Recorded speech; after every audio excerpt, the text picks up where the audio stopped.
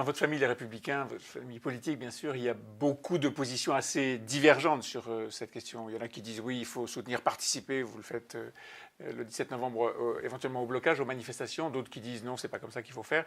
Il faut par exemple distribuer un chèque aux Français, ou certains disent il faut taxer les sociétés d'autoroutes. C'est quoi votre position? Alors, je pense qu'il est important d'être très précis sur nos positions. Le chèque carburant qu'on a avancé, dans la mesure où le gouvernement ne souhaitait pas revenir sur les taxes qu'il va imposer, il permet de donner un peu d'oxygène aux gens qui n'ont pas d'alternative et qui doivent aller travailler en voiture. Chez moi, certains font 50-75 km aller pour aller travailler chaque jour. Et il faut avoir bien conscience d'une chose, c'est que 7 centimes de taxes l'année dernière, 7 centimes de taxes au 1er janvier qui arrive devant nous cette année, pour quelqu'un qui fait un plein par semaine, ça représente sur une année 400 € de perte de pouvoir d'achat. Donc il faut leur donner de l'argent.